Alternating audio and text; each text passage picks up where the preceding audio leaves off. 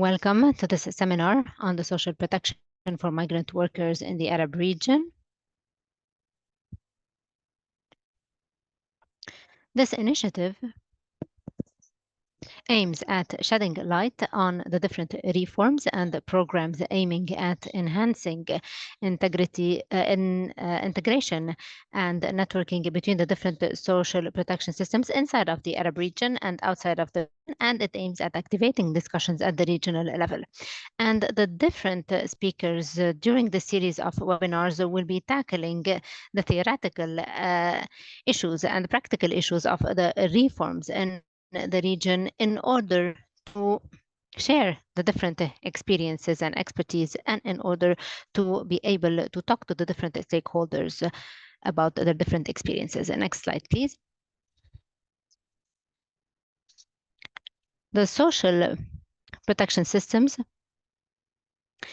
face administrative, executive obstacles, as well as coordination between the different systems, the countries of origin and destination, which prevents millions of migrant workers as well as their families' basic rights to social protection. However, based on a report by the that was published in 2023, there are some positive practices in this regard in this region, and the session is going to tackle the different obstacles that impede the social protection to the migrant workers, and it will be tackling as well the good regional practices and the different means to reforms. Next slide, please. Just to remind you that this session is recorded, and you shall find it on the socialprotection.org page, and it is going to be sent to the participants after the session. And the Zoom app is going to produce captions, and you can see those while clicking on the button CC. And last but not least, I would like to remind you that the interpretation is provided into English and Arabic, and you may choose the language that you prefer. Next slide, please. So, who are our guests today? First,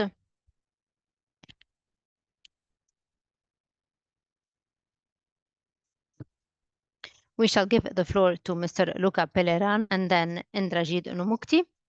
As for our guest speakers and the commentators, Mr. Mohamed Khrais, Mr. Amine ibn Abdallah, and Mr. Fahad Al-Murad. Next slide, please. Well, sure, this introduction is not sufficient, and we shall be dwelling more on the career of our guests.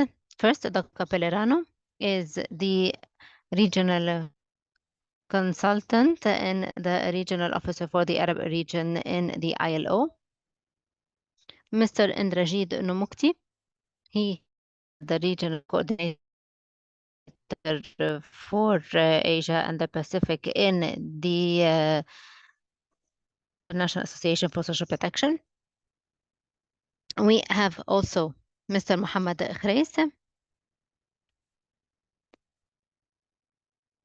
He is the Director of Research Department at the Social Security Corporation in Jordan, and he had taken part in drafting the reforms of the Jordanian social protection system for years, and he is currently contributing to preparing future reforms.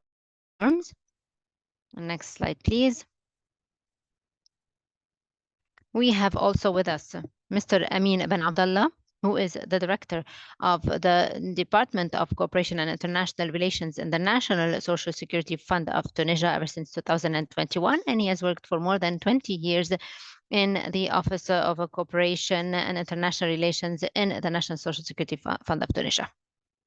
Last but not least, we have also Dr. Fahad Al-Murad, who is one of the senior legal experts in Kuwait, and currently he is the acting Deputy Director General of the Public Authority of Manpower in Kuwait. And As you may know, I will be the moderator of this seminar today. This is Lea Bou Khater. I'm a social protection technical officer in the International Labor's Organization in the Regional Office for Arab countries in Beirut. So we shall start now with the introduction by Mr. Luca Pellerano. Mr. Thank Luca, you very the floor much, is yours. Lea, and good morning, good afternoon, good evening, ladies and gentlemen. It's a real pleasure to welcome you all to this second session of the Arab Social Protection Compass. As Lea mentioned, I'm Luca Pellerano. I lead the ILO Social Protection team in the Arab states. And we're very happy to continue this journey with you, for those who joined in the last session, for those who joined for the first time on this space, the Social Protection Compass. So let me tell you a few words about what it is, and then a few words as to why we think we wanted to bring to you today the specific topic of social protection and migration. The vision of achieving social protection, universal social protection, stands as a fundamental aspiration for the Arab states. However, this goal be attained through comprehensive whole government approaches that integrate contributory and non-contributory schemes, alongside the alignment of various social protection instruments and simultaneous reforms across critical policy domains. So recognizing the wealth of experiences and knowledge across the Arab region, the ILO Regional Office for the Arab States, in collaboration with ISSA, with International Social Security Association, has launched this webinar series, the Arab Social Protection Compass, a space for reflection and dialogue for Arab social protection practitioners from Arab social protection practitioners. The initiative really intends to put a spotlight on the reforms and programs geared towards fostering that integration within social protection across the region and beyond, and ideally also contributing to the discussions, not only regionally, but at national level. So this episode marks the second session of the Compass, and will provide an overview of the state of legal and effective access to social protection amongst migrant workers across the region, with the focus on best practices, but also on outstanding challenges. Why is it important? Why do we think it is worthwhile spending time to reflect across the region on this topic? Out of some estimated 170 million global migrant workers, over 24 million work in the Arab states. And migrant workers play a fundamental role in the labor markets of the region. In certain sectors, we all know which ones they are: construction, domestic work, agriculture, but also food production, hospitality, services, and healthcare. While internationally, migrant workers make up an average of 4% of the workforce, in the Arab region, this figure is much higher, with the highest percentage of migrant workers standing at 40% of the total number of workers. So the topic of extension of social protection of migrant workers is not a secondary issue, it's a primary issue for the region if we believe on the notion that social protection is human rights, a human right of all workers and their families, of all people. And while migrant workers, including Arab migrant workers, and here I want to stress on the fact there is lots of intra-Arab migration, so migrant workers come to the region from Asia, from Africa, but also migrant workers move within the region, Arabs move within the region as migrants. So as they contribute, as we know, they contribute to the region's development through their labor, through their remittances. Many continues to face numerous challenges in terms of accessing social protection benefits, including healthcare, social insurance, and pensions. The lack of social protection not only affects the well-being of the migrants, but also creates increased economic vulnerabilities for the families, for the communities in the destination countries, as well as in countries of origin. So we believe it's really important that the region continues to reflect on how to go about realizing the universal rights, including to migrant workers, in light, of course, with the ILO conventions and standards that call, since the founding of the ILO in 1919, to that very notion of work as not a commodity and work coming with labor the decent work agenda with social protection as one core pillars of it. And we are encouraged by some of the recent positive examples and dynamics. Certainly, COVID-19 has been a big revealer of the need to move beyond traditional approaches at looking at extending social protection to migrant workers, remove some of the barriers, some of those factors that still represent discrimination and hinder the realization of full equality of treatment, which is the horizon that the international standards give to us. And so we are encouraged today to bring a number of practitioners around the table who can tell us why is it important, but also what has been done, what further can be done to advance on this agenda. So it's really my pleasure on behalf of the ILO to welcome you all to this session.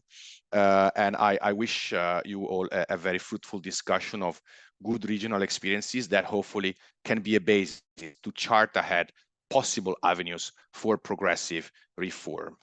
And after this, I'm also very happy to pass the floor to my colleague, Indrajid Numukti, who, with whom we have the pleasure at ISSA to co-organize this series. And I'm also very happy that Indrajid gives to us the perspective of sending countries being the regional coordinator for ISSA in the Asia and the Pacific. So over to you, Indrajid.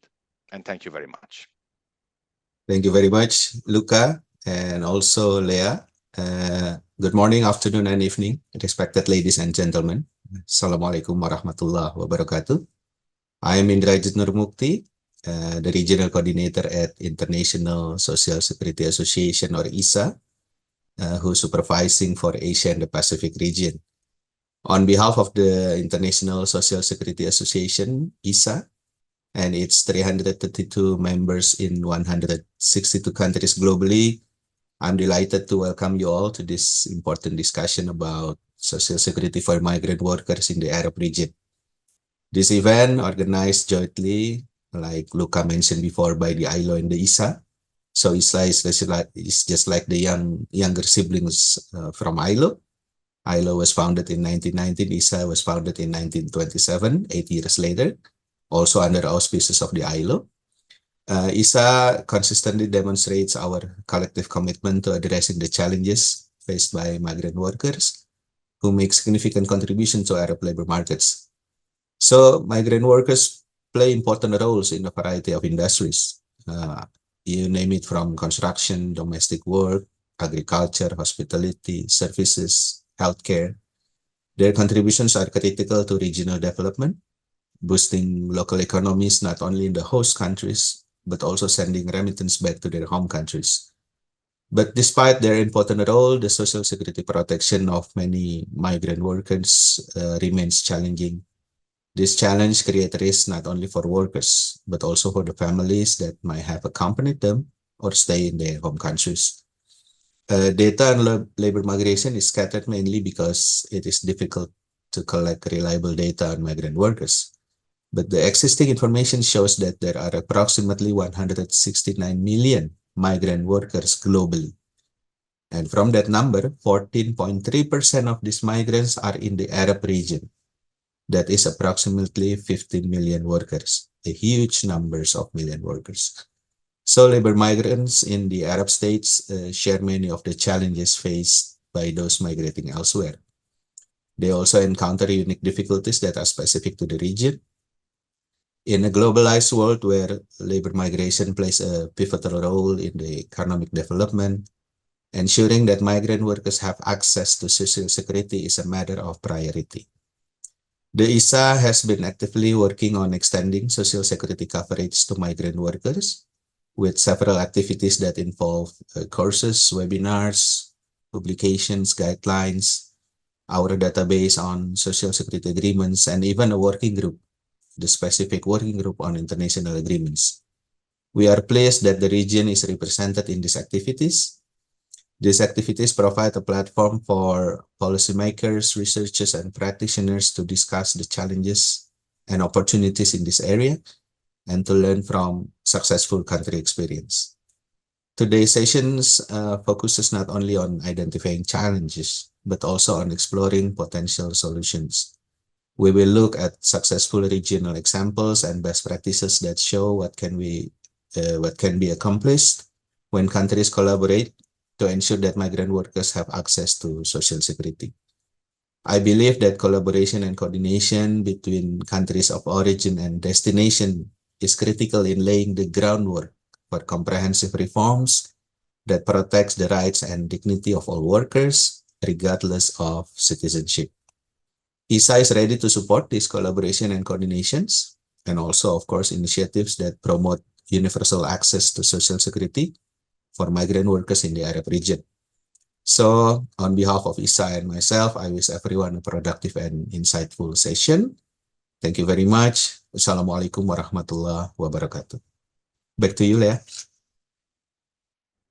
شكرا إندراجيد، شكرا لوكا لهذه Thank you, Indrajid. Thank you, Luca, for this introduction, focusing on the issue of migrant workers and the social protection for them.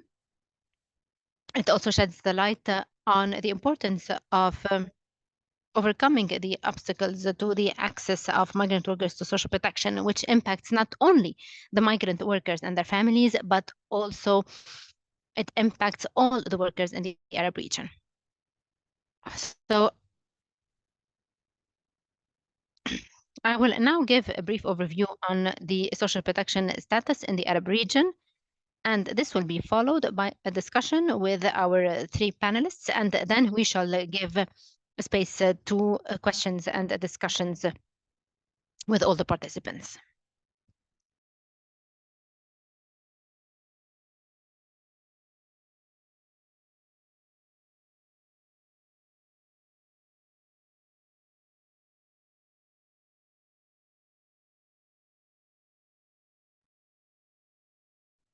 So the social protection is a series of policies and programs protecting persons from 9 risks, including unemployment, workplace injury, disability, etc. And based on the latest international report of the ILO, less than half of the global population are effectively covered by social protection. So they are covered by at least one cash benefit, and the report also has noted a worrying inequality within regions and interregionally, and only 40% of the inhabitants in the Arab region are really covered by at least one cash benefit, compared to 84%, for example, in Europe or in Central Asia.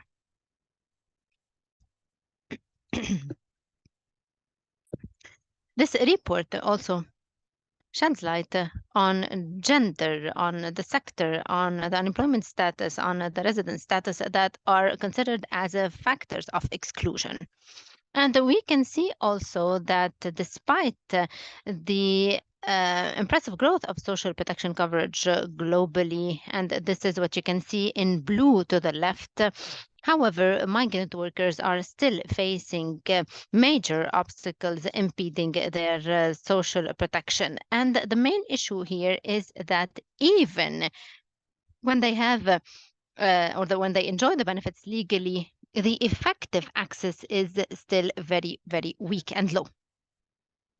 Here, as you can see, as said by Luca and Indrajid, in fact, the migrant workers account for 40% of the labor force in the Arab region, which is the highest percentage compared to just 5% the total of labor force globally.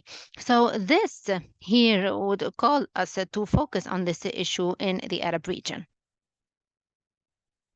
Why extending the social protection to migrant workers? In fact, there are different reasons. First, social security is a right and is fundamental to the well-being of workers. It's provided for by many international reports. And social protection enhances decent work and enhances productivity. the social protection rights are important to the formalization and reducing unfair competition. And in fact, the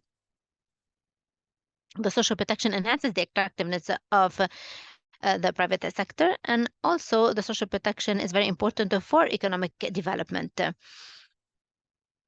It has a good impact on the national investment. Also, inclusion contributes to economic development and macroeconomic stability.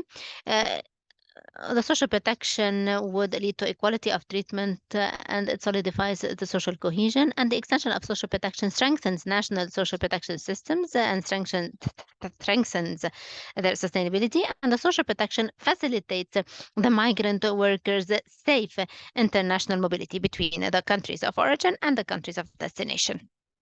So for all of these reasons, or in fact, all of these reasons would show why it would be important to extend social security or social protection to the migrant workers.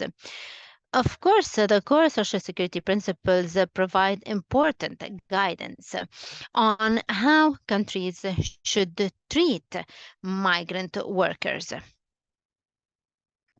including, first, the benefits need to be comprehensive and adequate.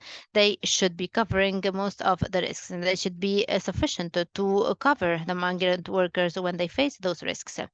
Also, the benefits provided to migrant workers must be in periodical and predictable payments. They should not just be a one-off payment. Also, solidarity in financing and risk pooling is one of the major principles for the social protection or social security.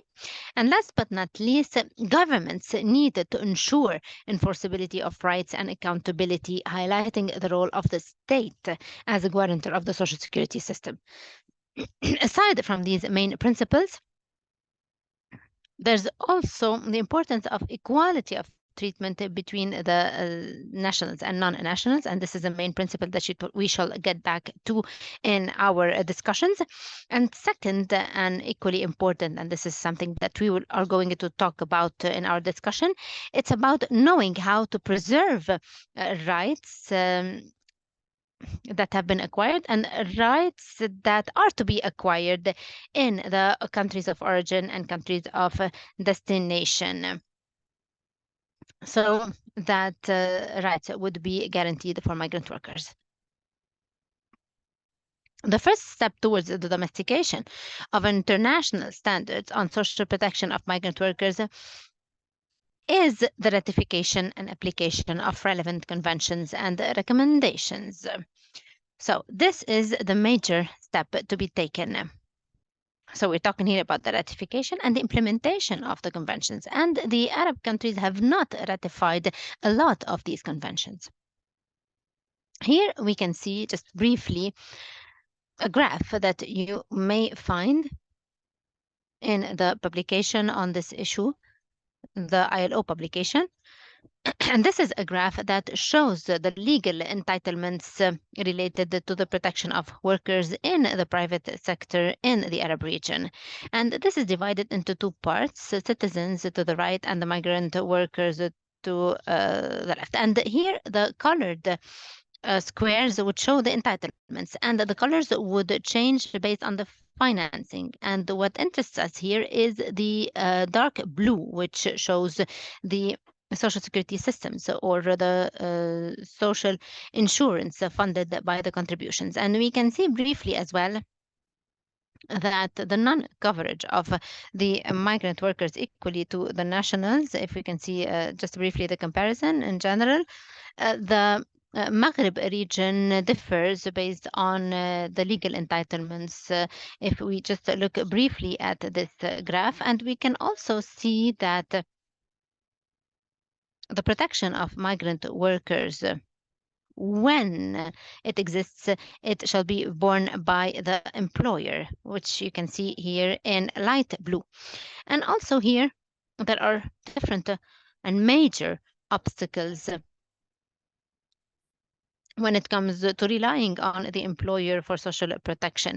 And this is one of the most important obstacles. And one of the most important obstacles is also the very difficulty to implement and the difficulty in the system of grievances and filing complaints. And of course, we can delve into that in other slides. If we look at the experience of workers, for example, we can find here that the reforms related to workers are historical reforms. And as you can see, there is a reciprocity when it comes to social protection between the citizens and the migrants in different branches. And including here when it comes to sickness, maternity, paternity, and employment injury. And here, when it comes to maternity and paternity, so this has been a priority in the Sultanate of Oman, and soon, so this branch is going to be launched.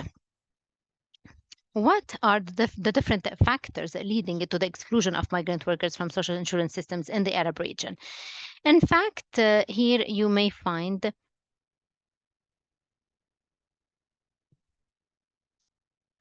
3 categories of the barriers.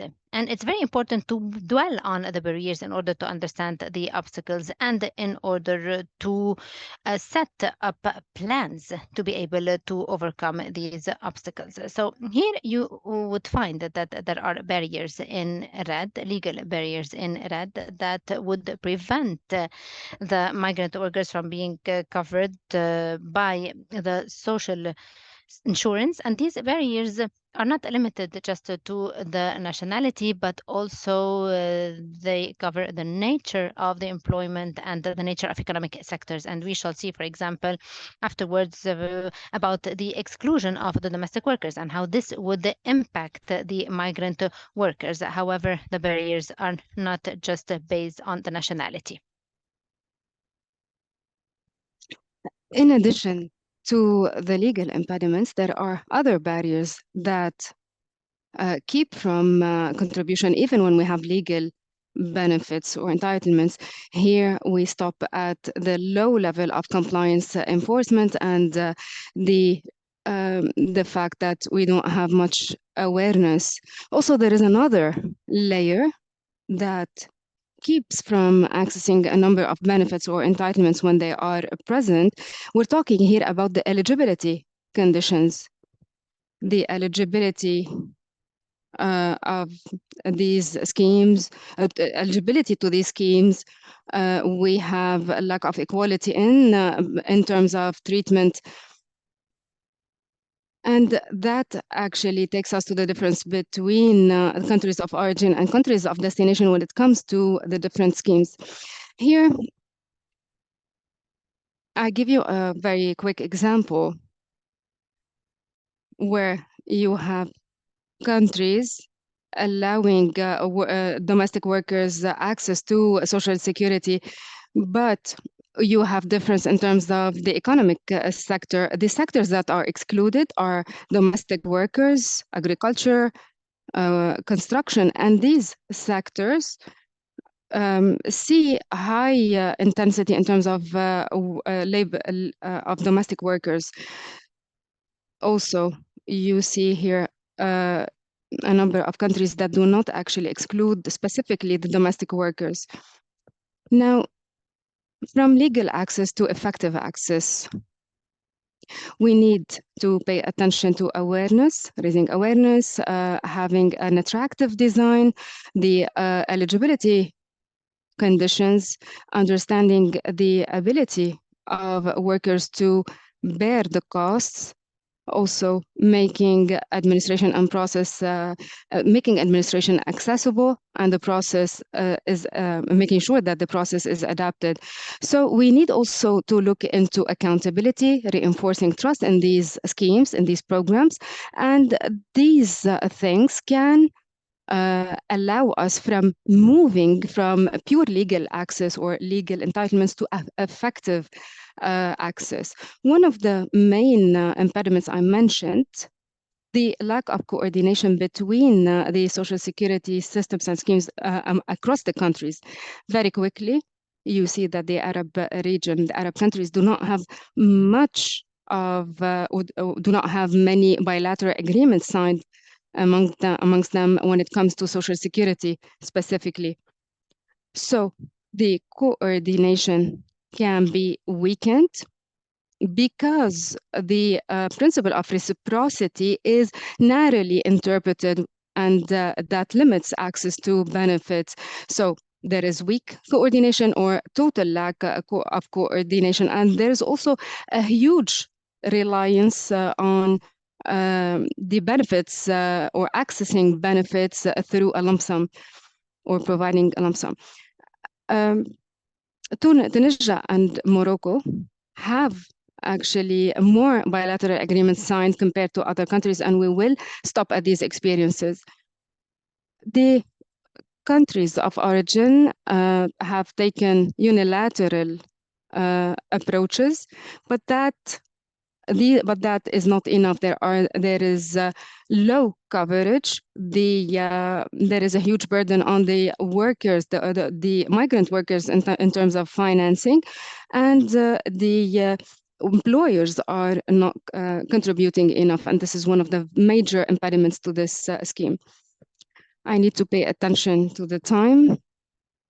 So there are good practices, and these good practices are seen in North Africa, for example, especially when it comes to covering the migrant workers when it comes to benefits related to old age, disability, and death.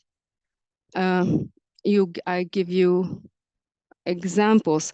Old age, for example, in North Africa, migrant workers can actually access the contributory pension and benefit from it. Also, in the Gulf countries, in the GCC countries specifically, many recent reforms have been made specifically after the COVID-19 pandemic.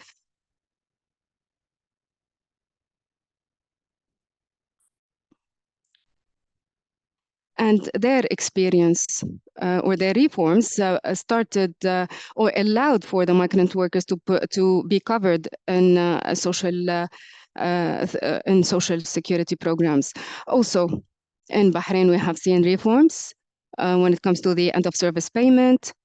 Also, there is a fund that was established specifically to provide for these benefits. It's a saving fund, and it moves or it transitions from coverage, total coverage by the employer to a saving fund. Also, we have seen reforms in the UAE where we have seen schemes on related to unemployment. We will definitely delve into more details into in this subject, but what are the options? What are the different ways that we can consider in order to narrow the gap, the gap between the legal access to effective access? There is a need actually to replacing employer liability with national social insurance systems. We see here the liability on the employers. Also, we need to relax the terms of eligibility and access to social insurance benefits. So we need to have these conditions more flexible. Also, we need to address issues of social security coordination, specifically at the level of countries of origin and countries of destination. This is important to allow migrant workers this access. Also, we need to enhance enforcement of relevant policies and laws. We need to raise the awareness of all concerned stakeholders on how to access social protection, the importance of social protection, disseminating related information. And lastly, we need to promote the social dialogue. We need to have countries of origin and countries of destination involved in this. Also, stakeholders need to be involved in the reform process. Allow me to stop at this point to open the floor for our guests to comment on this quick overview and roundup on the social security situation in the Arab world, specifically when it comes to migrant workers. Mr. Khrais from the Jordanian Social Security. My first question to you, sir. Mr. Khrais, to what extent those benefits, the legal benefits, are translated into actual access to social protection? And in your opinion, based on your experience, what are the obstacles that keep migrant workers from accessing these benefits? What are the solutions in your opinion? To what extent you are considering reforms and adjustments in this field? You have the floor. Thank you. Lea, sound is really low. Thank you, the ILO. Thank you, ISSA, for allowing the National Institution of Social Security and to participate in this. Apologies, the sound quality is really poor for the translation to take place.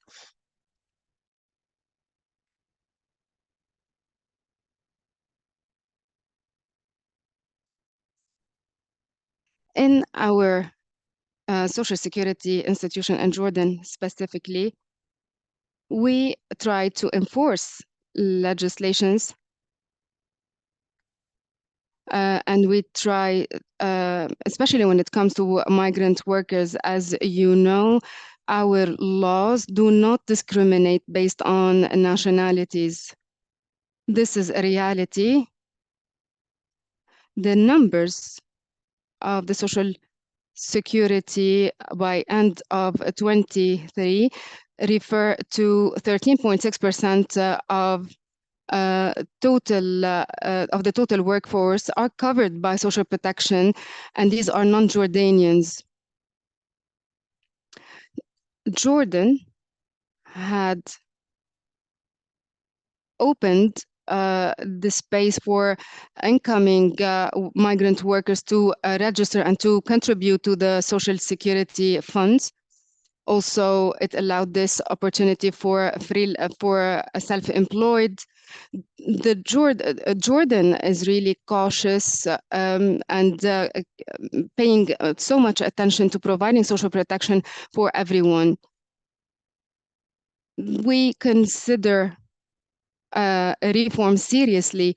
We try to open optional contribution to the migrant workers, but while keeping some conditions. The numbers and the percentages that we have prove that the social security in Jordan is actually providing benefits.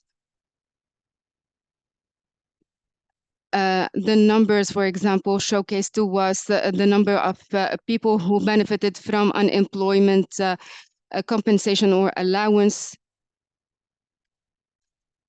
1.6%.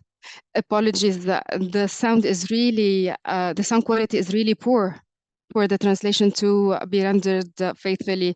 The accumulative number of retirees are of non-Jordanian is around 10,000 pension collectors, and they benefit from that retirement.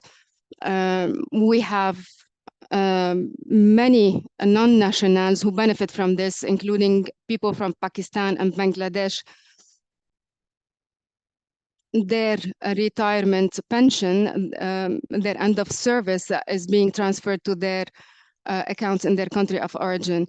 Now we have a direction. We're trying to conduct more reforms at the level of the institution. We're trying to enhance job opportunities for migrant workers, and we're trying to allow them wider access to insurance benefits.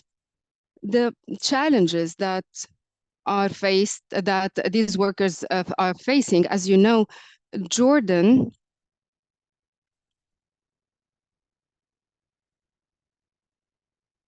has,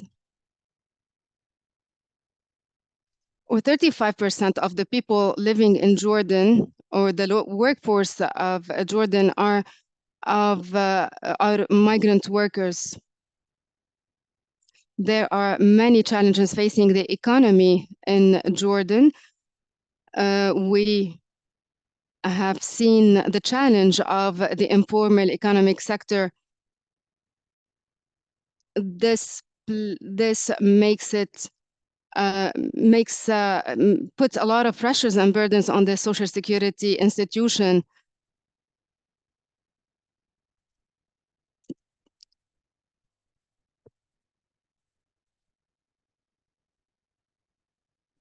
Concerning the challenges that the migrant workers are facing, as you have mentioned, actually you pinpointed many of these.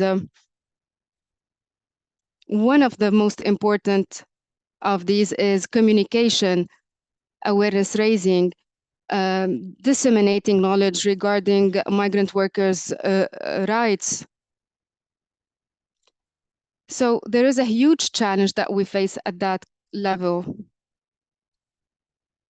Migrant workers are mainly concerned about work, irrespective of the form, and they do not really question what are the benefits provided to them by their employers in terms of social benefits. Also, most migrant workers are unaware of the necessary of the procedures and the processes of registering with Social Security. We try as much as possible to provide advice, to orient those, to guide them. We try to use, to adopt communication strategies to make sure we're reaching the targeted categories. Also, we have challenges when it comes to claims and grievances. Migrant workers sometimes do not have access to their rights and benefits because they don't know how to object, how to claim, how to lodge grievances and complaints. They also do not know how important it is, for example, to be part of these systems, to have their health covered and to have their families covered as well. So this literacy, the financial literacy, the technical literacy and knowledge is very important, and it is lacking. Also,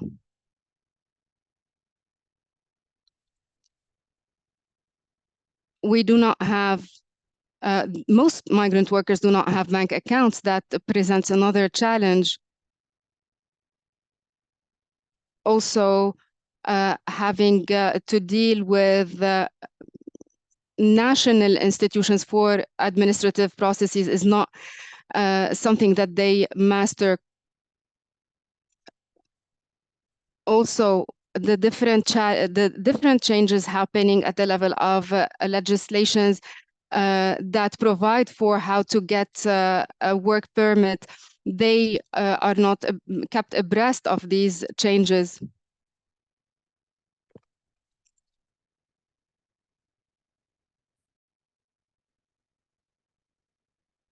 The priorities of migrant workers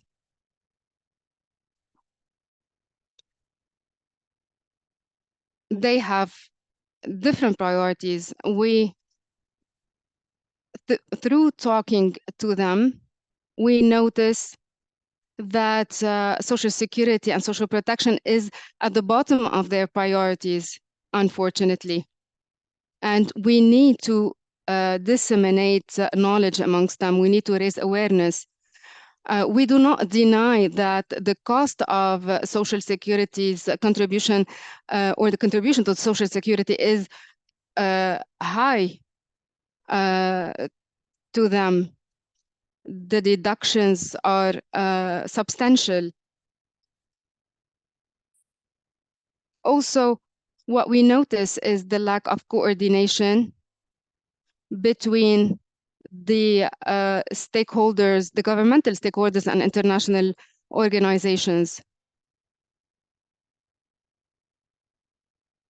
We also cannot speak about the issue of migrant workers without tackling the political aspect and the political crises that impact negatively on this issue.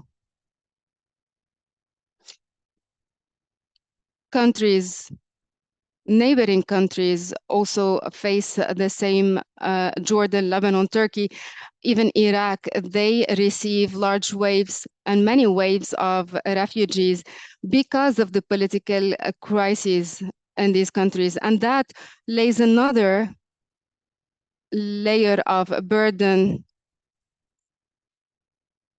and makes it more difficult for those workers to have hope in terms of getting back to their home countries. That also adds burdens to our social security institutions. We try to consider some solutions, namely through collaboration with ILO colleagues. I would name Luca, for instance, through the ILO office in Beirut. We have launched a project, a pioneering project to provide allowances to support, to subsidize, to providing incentives for weak categories and segments of society, especially targeting migrant workers and the refugees. We hope that they would go back to their homes with all dignity. So this program works on two levels. So we execute the program, but we also want to make sure that we benefit from the experiences, and we launch through this program studies and research. Through this program, we targeted 34,000 workers.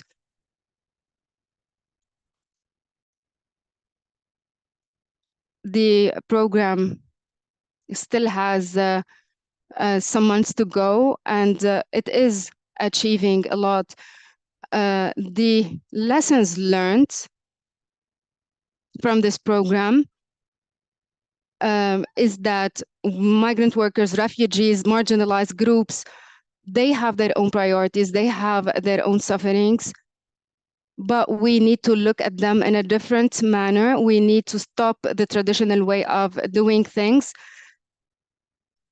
so that we can provide better for them. We need to prepare them better for the future by addressing their unemployment issues, for example. I'm really sorry for having taken so much time, and I'm keen, I look forward to listening to other colleagues. Thank you, Mr. Khrais, for pinpointing the different challenges in Jordan.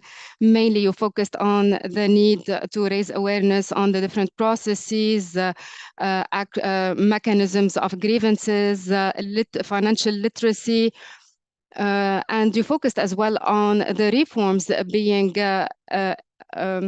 taken place in Jordan. Let me move now to Tunisia, to Mr. Amine bin Abdallah.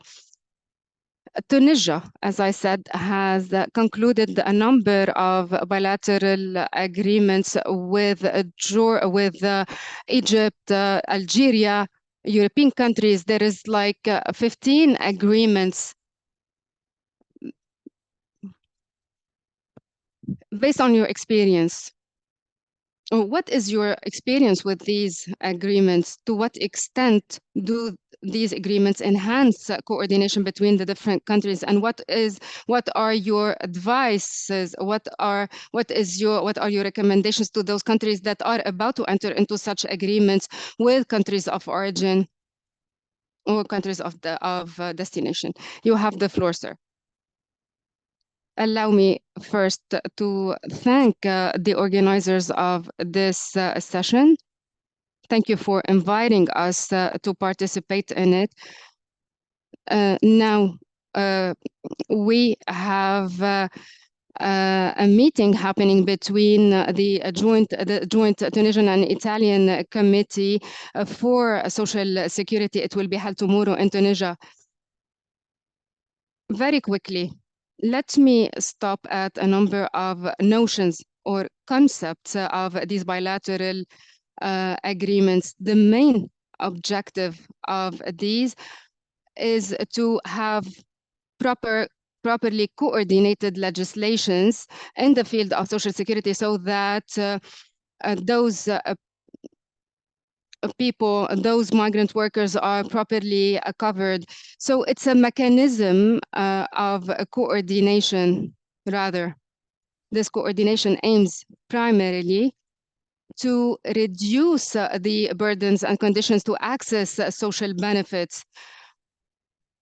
Also, it aims at reducing those barriers that or those gaps at the national level that lead to different benefits provided or a disparity in benefits provided between the two countries.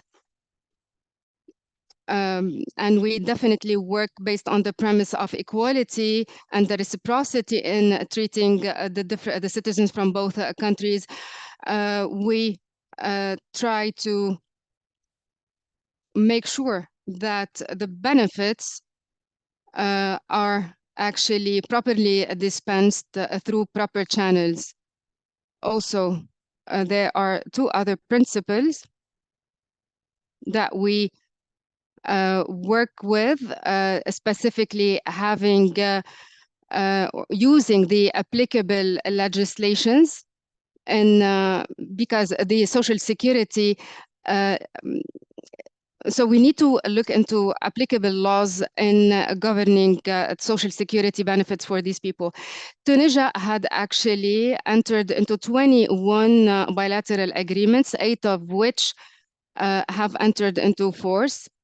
5 agreements with Arab countries, 10 agreements with European countries, and two agreements, one with Canada, specifically with Quebec province.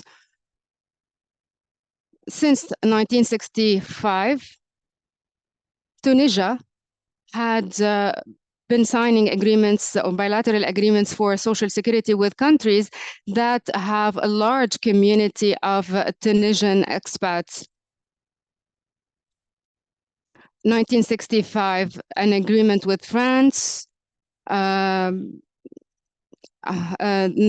Germany, 84, Italy, also 1984, etc. So these agreements, so we had also new agreements updating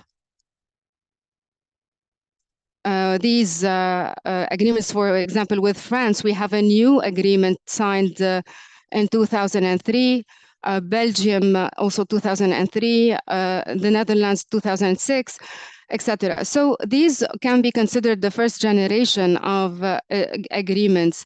With the new millennium, Tunisia had worked on expanding this network of agreements so that they can take into consideration the objectives of economic development and encouraging the investment sphere. So we had a new generation of agreements being signed.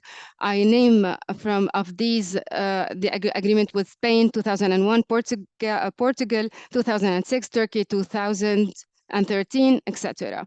Implementation and enforcement of these agreements, this differs from one agreement to another. All these agreements cover migrant workers in the in the agricultural or non-agricultural sector, excuse me. Also, some other agreements also cover people like people working in different sectors, people or students. Also, we have had or when it comes to other agreements, we have agreements that cover all sectors and branches of social security. The main principle that we use is to make sure that work legislations and applicable legislations are taken into consideration. And we made sure that these legislations actually cover workers when they move jobs. As well, we make sure that those the employees, the workers are covered across their work life. Also, we cover the other types of workers. So these are considered as exceptions. You have asked a question regarding benefits, and this is the core of the bilateral conventions. In fact, the bilateral conventions ratified by Tunisia do cover all the systems provided for by the ILO principles related to the minimum standards. And in fact, these conventions would cover maternity, old age, survivors, employment injury, death insurance, etc. So I will not be lengthy here, and I won't be delving into details because there are many, just some headlines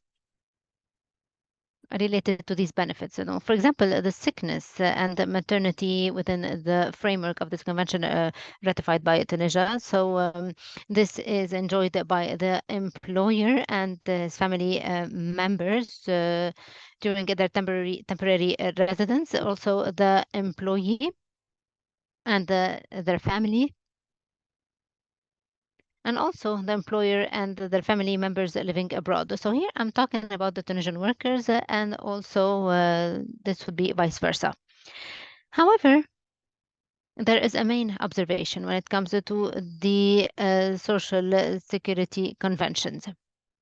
So in fact, we have 13 conventions that have been entered into force by Tunisia that do cover the health care. So it's with Belgium, France, Luxembourg, Turkey, Morocco, Algeria, and currently the new trend that is provided for by the new conventions that are being discussed or that are going to be ratified is in fact refusing to enter this healthcare coverage into the conventions, because this would be highly costly as a benefit.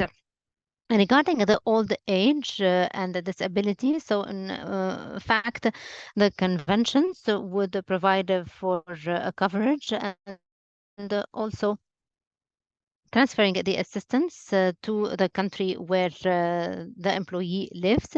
Now, regarding the employment injury, also the different benefits are being transferred while preserving the legislations of the two countries. Now, regarding the family benefits, so of course the unemployed, the employees would enjoy benefits and the family assistance, and the family assistance is given directly to the beneficiaries. And regarding the death insurance, in fact, the amount is specified based on the different conditions and procedures provided for by the contracting country legislation. So I did not want to be lengthy when it comes to the benefits, and we will have further opportunities in order to further talk about these benefits. And we can give you much more details about the Tunisian experience when it comes to benefits within the framework of the bilateral conventions of the social insurance. I cannot but talk about the challenges related to the implementation of the bilateral conventions. So the first challenge is, in fact, the bilateral conventions do not cover all of the Tunisian diaspora living abroad. Since, in fact, some of the countries refuse to ratify bilateral conventions of social security for different reasons, for example, a disparity in economic circumstances, also disparity when it comes to the labor force inflows, also a huge difference between the social protection systems, and most importantly, the financial repercussions of such conventions. And some countries do refuse totally such bilateral conventions. Some countries have backed away from the bilateral conventions, even though there have been advanced talks with them. I will not be mentioning these countries, but many of them have backed away. And also there are some countries that have stopped the negotiations because of some specific parts. But of course, a huge hope that the negotiation track again. When it comes to the difficulties, so in fact, such conventions sometimes do not go hand in hand with the legislations of both countries. Sometimes there are problems in the coordination between the structures of social protection between Tunisia and other countries. And here I do share the opinion of the gentleman from Jordan. There is a lack of knowledge of the beneficiaries of the rights and obligations within the social protection systems, and currently within the framework of the bilateral conventions. There are reasons related to the fact that the conventions have not yet been completed, and this is a problematic that we are faced with in some conventions. For example, the Egyptian-Tunisian Convention has been ratified. However, the administrative procedures related to the conventions have not been completed. We have started implementing the convention. However, not all the administrative procedures and not all the structure of the convention has been completed. And also there are difficulties related to the complex procedures. I'm sorry to have been lengthy, but these were the challenges. And these are challenges that are worrying for all the countries ratifying bilateral conventions. But of course, these challenges do not prevent us from trying to find solutions. And of course, there are huge efforts being deployed to support the bilateral conventions at the diplomatic level, and also there are attempts to finding new means to ratifying new conventions. For example, when it comes to Tunisia, we are striving to have a bilateral convention with Romania, and we are at the latest stage of negotiations regarding this convention, and what remains is nothing but the health coverage issue. But the negotiations are on track, and we shall be initiating new negotiations with Mali and Mauritania, especially that the convention with Mauritania covers for now the students, and we want to ratify a convention that would cover all of the citizens. There is another opportunity also for the countries, which are the multi-partite conventions. In fact, Tunisia cannot be a country that is not covered by the multi-partite convention. There was a convention ratified in 1997 that covers 5 countries in the Arab Maghreb. However, this convention has not been into force despite the recurrent meetings related to this convention. And we hope that one day Tunisia is going to be one of the countries to be covered by the multi-partite convention. And also Tunisia wants to put into force the ratification of the conventions. However, this should not, in fact, impede the different acquisitions related to those conventions. So we hope to support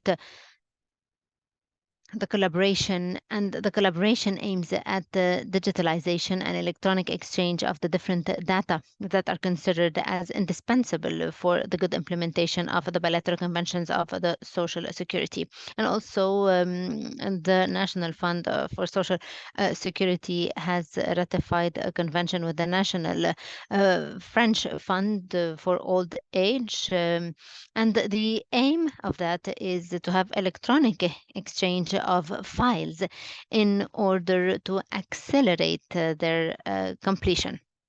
And of course, the aim is to define the bilateral conventions for the beneficiaries and for those who work in consulates and in diplomatic corpses abroad.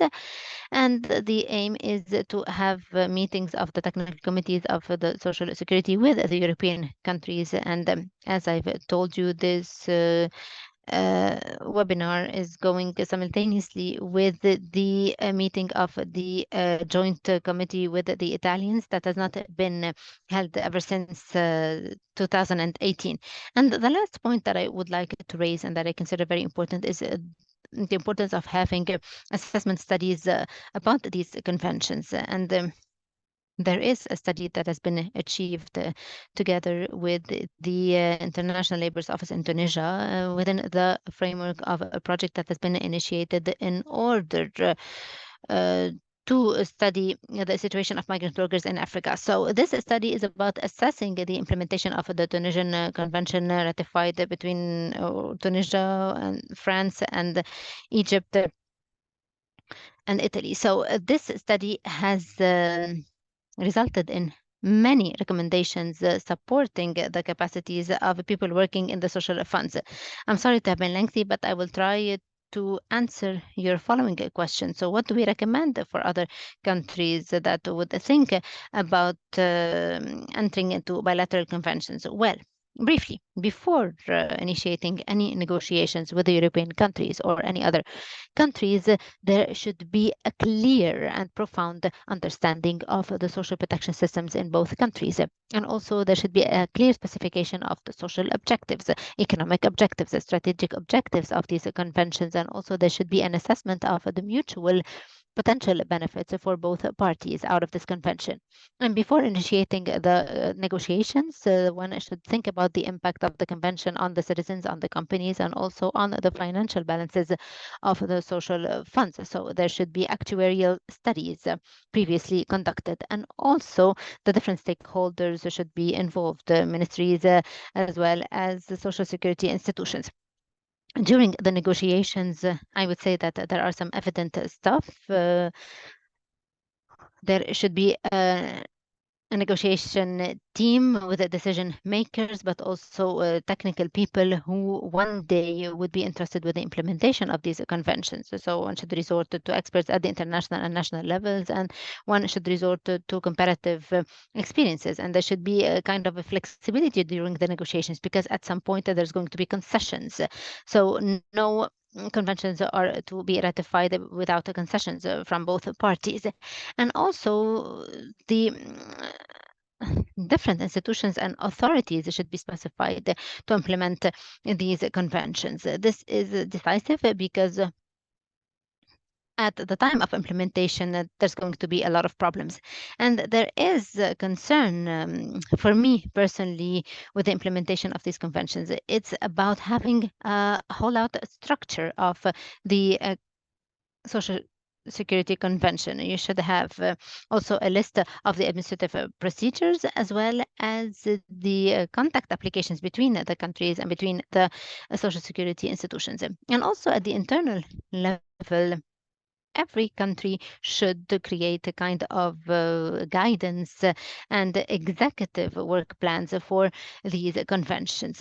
And after the signature of the convention, of course, all the different procedures for the ratification and the putting into force should be taken. And the experiences have shown that a lot of conventions would take a very, very long time because of the ratification procedures. So you would have a long time going on between the ratification of the convention and its putting into force. And this is why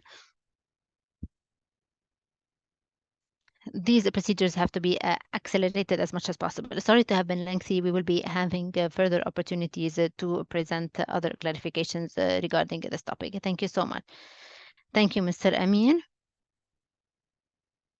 I will not be summarizing the points that you've raised. I just want to say that there is a lot of enthusiasm when we've heard about the different, the implementation, the benefits, etc. And this is mixed to a lot of sources of concern when we listen to the difficulties, especially the negotiations. There's a lot of difficulty in that, a lot of time, a lot of techniques, a lot of experiences that are needed. So I will stop at this point, but of course, this is a very interesting topic. When we talk about the possibility for migrant workers to benefit from their entitlements in their countries and the corridor, if we may call it as such. So thank you so much for this very inspiring presentation, if I may say so. So I will move now to Kuwait with Dr. Fahad Al-Murad. The social protection in Kuwait is taken care of by the employer. It's the responsibility of the employer, generally speaking. So my question here is the following. What are the challenges? Are there any challenges in this system? The system whereby the employer takes the responsibility of individually funding this protection whenever there are risks arising. So are there any difficulties in the implementation, in the grievances mechanism, and are there any rectifications, if we may say so? So the floor is yours, Dr. Fahad. Good evening. Allow me at first to welcome the panelists and the audience, and thank you for having organized such a panel discussion to learn and benefit from the experiences of neighboring countries. Is my sound clear to you? Yes. So it's very important to learn from the experiences of the neighboring countries and the far countries also, but those who have similar experiences. We all want to provide full and adequate social protection to workers. The number of migrant workers in Kuwait working in the private sector, we're talking about a very large number.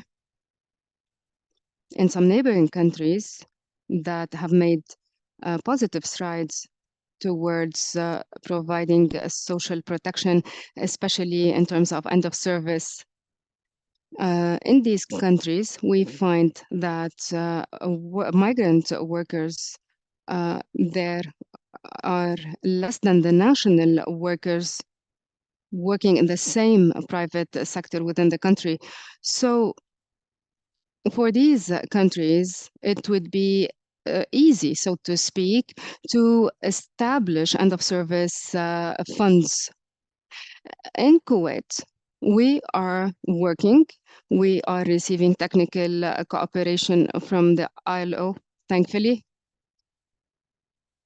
We are making positive steps towards moving into establishing an end-of-service indemnity fund, allowing workers easy access. Now, the labor law in Kuwait has actually provided for this type of workers. For example, I had a case where the worker was entitled to $60,000 US in terms of end of service indemnity, and the worker is working a very simple job, so to speak. So the law actually endeavored to providing more coverage, more benefits, facilitating the processes and the procedures of accessing these funds. The challenges that we faced after or during and after COVID made it incumbent on us to find quick solutions to address the issue of migrant workers quickly processing their requests related to end-of-service claims, leaves, other benefits and entitlements, to address these and process them very quickly. Also, one of the challenges we faced is to make both parties, employer and workers, actually abide by their obligations. Also, raising awareness amongst the workers as to their rights. That was also a challenge. Also, we made sure to involve civil society organizations in raising the awareness of workers. Yesterday, we launched a similar initiative with the National Kuwaiti Organization for Human Rights. This organization actually provides migrant workers support in terms of getting legal aid, supporting them in getting their rights fulfilled, connecting them to the right stakeholders in the country to get their formalities processed. There is a hotline for that purpose now. So now we also, we moved from,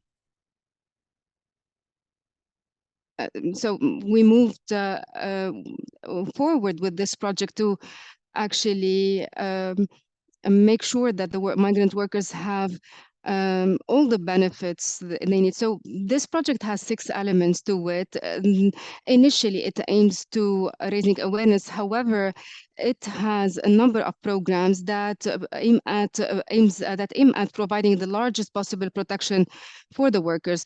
Amongst the challenges is educating the workers in the country of origin before they get to the country of destination.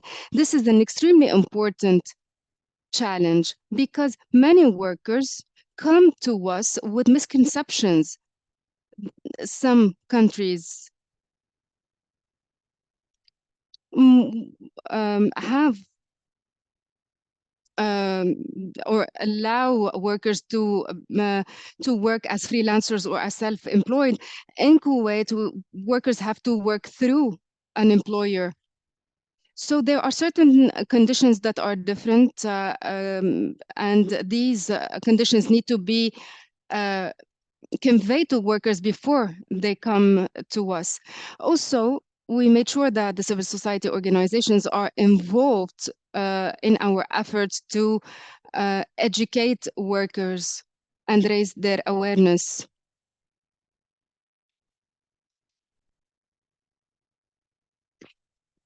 We have also involved the civil society organizations in those centers that we have erected to provide legal aid, for example,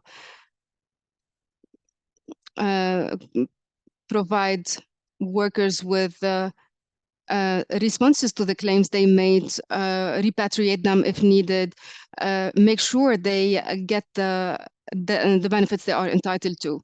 So this is in general, these are our general challenges. I believe that we need to make quick steps towards providing more protection ways, guaranteeing rights at a larger scale. We need to make sure and leverage this technological and digital development around the world, and specific, and also in the GCC countries, to actually make fast and quick steps towards following up on these issues, allowing workers to access their rights and have dignified work opportunities. Thank you, sir, for this intervention. We see quick changes across the Gulf region, and we look at these changes with a lot of attention. We are getting short on time, maybe I ask 2 questions, and I would kindly ask you to be brief in answering. One question for Jordan, Mr. Mohamed. Paying benefits or settling benefits for migrant workers in other countries outside Jordan. Does this happen under the auspices of bilateral agreements, or it's only dependent on national legislations? So we use the national applicable legislations only.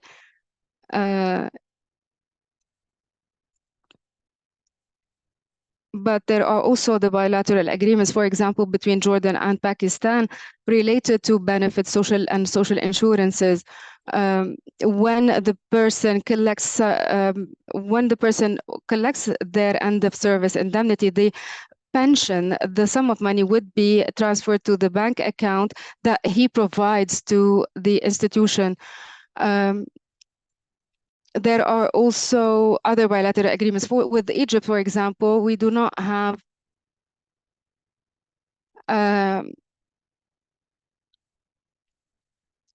similar agreements. Apologies again, the sound from the speaker is really poor in terms of quality, rendering interpretation nearly impossible.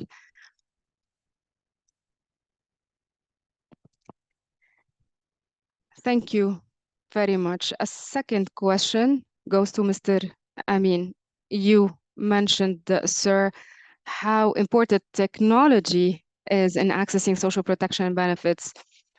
The question is, how can we access or reach migrant workers to explain to them the importance of using technological tools to pay contributions, to access benefits, to and also to raise their awareness based on your experience?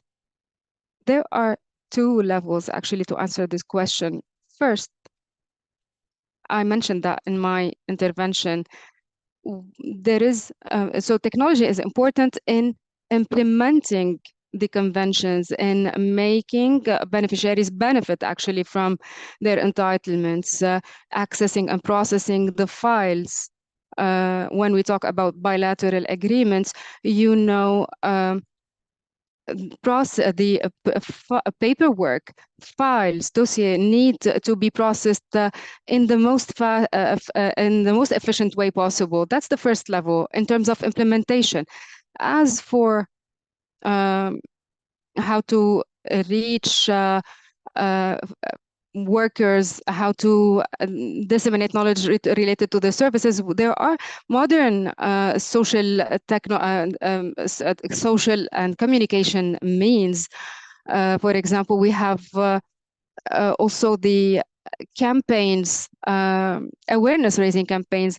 The Social Affairs Ministry has launched this month specifically a similar campaign to raise awareness as to bilateral agreements signed between Tunisia and other countries. So we rely a lot on the social media outlets. We use the traditional means of communication as well. So we need to work on different axes, on different levels in order to disseminate information. Thank you very much. I still have 4 minutes left. Dr. Fahad, COVID-19 pandemic had impacted all social protection systems across the world, specifically the migrant workers category.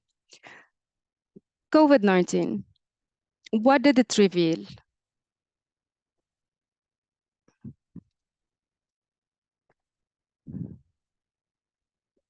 What did it reveal in terms of the limitations and the constraints in Kuwait's social security and social protection systems?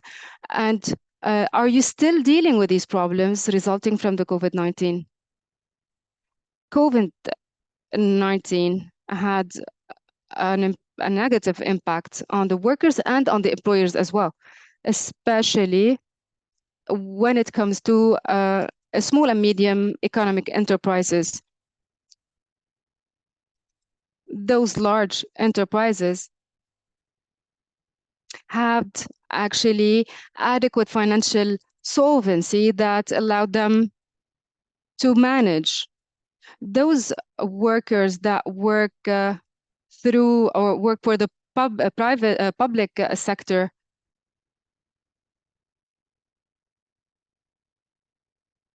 had a different situation. The main problem happened at the level of SMEs.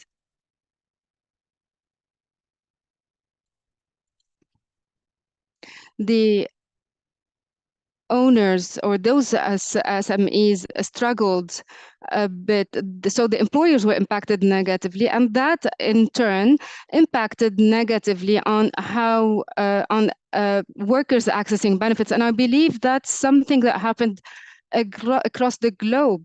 Many similar enterprises had actually shut down, and they had to lay off their workers. So that actually drives us to try to find alternatives and contingencies when such things happen. One of the things that we thought would be a solution was the end of service indemnity. And we thought as well of having this indemnity dispersed in installments even before the service ends.